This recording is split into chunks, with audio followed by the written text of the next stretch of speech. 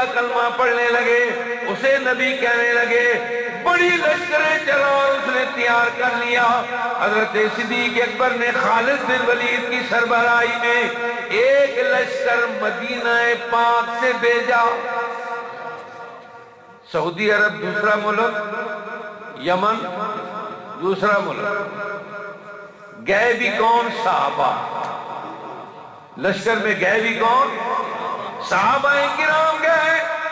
یمن میں جب پہنچے، یمامہ ایک جگہ ہے، البدایہ والنہایہ اٹھا کے دیکھیں، ابن اسیر اٹھا کے دیکھیں، امام تبری نے تاریخ تبری کو اٹھا کے دیکھیں، مسلمانوں کا لشکر یمن میں پہنچا، ادھر اس نے اپنا لشکر تیار کیا، دونوں لشکر آمنے سامنے ہوئے، یہ بھی کلمہ پڑھنے والے، وہ بھی کلمہ پڑھنے والے، یہ رسول اللہ کا کلمہ پڑھنے والے، وہ مسلمہ کذاب کا کلمہ پڑھنے والے آمنے سامنے ہوئے۔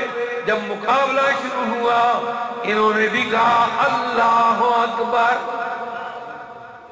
نعرہ انہوں نے بھی لگایا اللہ اکبر، انہوں نے بھی نعرہ لگایا اللہ اکبر، کیونکہ اللہ کو وہ بھی مانتے تھے، یہ بھی اللہ کو مانتے تھے۔ اب جنگ ہو رہی ہے، پتہ نہیں چلتا مسلمان کون ہے اور کافر کون ہے،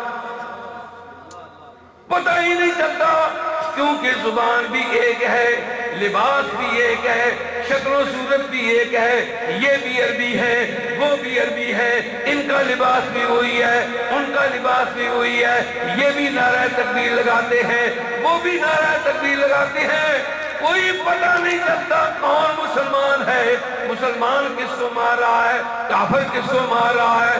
بڑے بڑے صحابہ کرام نے سر جوڑا، یارو معلوم ہی نہیں ہوتا کون مسلمان ہے اور کون کافر۔ یہاں بڑی محفل میں اگر کوئی سبز پگڑی والا آپ کو نظر آ جائے تو آپ کہیں گے نا یہ وہ دعوت اسلامی والا ہے، ہزاروں میں آپ پہچان لیں گے، کیونکہ ان کا نشان الگ ہے، سبز پگڑی پہنے ہوئے یہ دعوت اسلامی کو ماننے والا ہے۔ صحابہ کرام نے سر جوڑا، بڑے بڑے صحابہ نے، انہوں نے کہا یارو اپنا نشان الگ کرو، یہ بھی اللہ اکبر لگاتے ہیں، وہ بھی اللہ اکبر کا نعرہ لگاتے ہیں، تم اپنا نشان الگ کرو۔ صحابہ کرام نے جو نشان اس وقت مقرر کیا وہ کیا تھا؟ یا محمد، انہوں نے کیا نشان الگ کیا؟ یا محمد۔ اب جو نعرہ لگائے گا یا محمد، پتہ چل جائے گا یہ مسلمان ہے، جو نعرہ لگائے گا اللہ اکبر، پتہ چل جائے گا یہ کافر ہے۔ اللہ اکبر کا نعرہ لگانے والا کافر، یا محمد کا نعرہ لگانے والا مسلمان۔ اسی لیے تو میں کہا کرتا ہوں یا محمد محمد میں کہتا رہا، یا محمد محمد میں کہتا رہا، نور کے موتیوں کی لڑی بن گئی، یا محمد محمد میں کہتا رہا، نور کے موتیوں کی لڑی بن گئی، آیتوں سے ملاتا رہا آیتیں، آیتوں سے ملاتا رہا آیتیں، پھر جو دیکھا تو نعت نبی بن گئی۔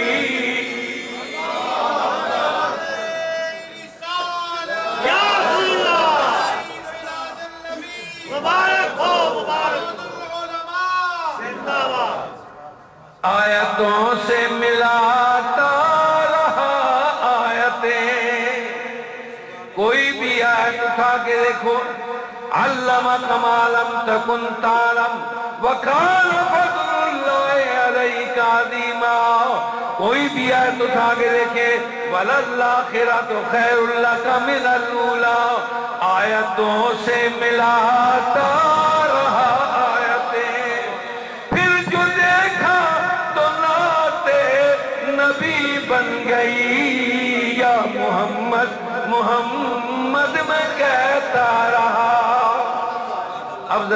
پہنچنا آپ نے، بات ذہن میں رکھنا، کہاں پر ہوا یہ جنگ؟ کہاں پر ہوئی؟ یمامہ کی جگہ میں۔ یمامہ کہاں ہے؟ یمن میں۔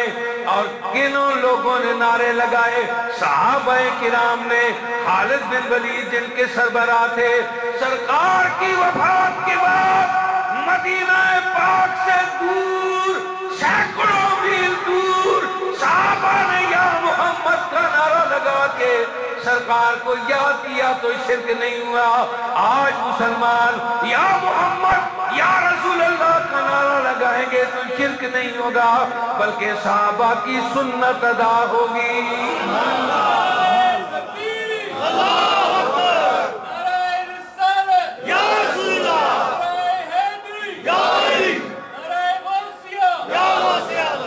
یہ کہتے ہیں نا جی کہ جی دور سے پکارنا ٹھیک نہیں، صحابہ نے خود دور سے پکارا اور حضور کی وفات کے بعد پکارا۔ سرکار سو دور سے پکار کے یا محمد آ کہا، حضور سے استغاثہ کیا، تو جب صحابہ کرام پکار سکتے ہیں تو اہل سنت بھی۔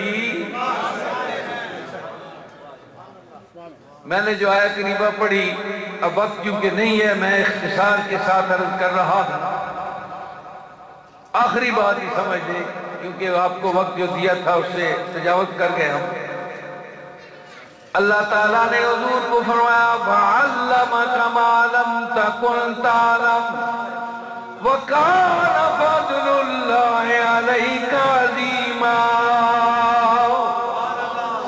اے میرے حبیب، ہم نے آپ کو سکھا دیا ہے جو کچھ بھی آپ نہ جانتے تھے، جو کچھ بھی نہ جانتے تھے ہم نے آپ کو سکھا دیا ہے۔ اور یہ سکھانا جو ہے وَكَانَ فَضْلُ اللَّهِ عَلَيْكَ عَظِيمًا، یہ اللہ کا بہت بڑا فضل آپ کی ذات پر ہوا ہے۔ اب اگر میں نہ کروں، نبی علیہ السلام کو نماز کے مسائل سکھا دی، نبی علیہ السلام کو روزے کے مسائل سکھا دیے، سرکار کو وضو کے مسائل سکھا دیے، تو بتاؤ یہ کیا فضل ہوا؟ کیا روزے کے مسائل علامہ ظہور احمد چشتی کو نہیں آتے؟ کیا روزے کے مسائل یا نماز کے مسائل علامہ مقصود کو نہیں آتے؟ مقصودین بیٹھے ہوئے ان کو نہیں آتے؟ علامہ فضل رسول کو نہیں آتے؟ یا علامہ محمد اسماعیل اسیر کو نہیں آتے؟ اور بھی علماء بیٹھے ہوئے ہیں، کیا ان سے آپ پوچھیں؟ مجھ سے پوچھ لیں، نماز کے مسائل میں بتا دوں گا، روزے کے مسائل میں بتا دوں گا، جو بھی آپ سوال کریں گے میں بتا دوں گا۔ معلوم یہ ہوا روزے کے مسائل کی بات نہیں، بلکہ اللہ نے اپنے نبی کو سارے علوم عطا فرما دیے تھے، اور ایسے علوم عطا فرمائے تھے نہ بعد میں کسی کو ملے نہ پہلے کسی کو ملے۔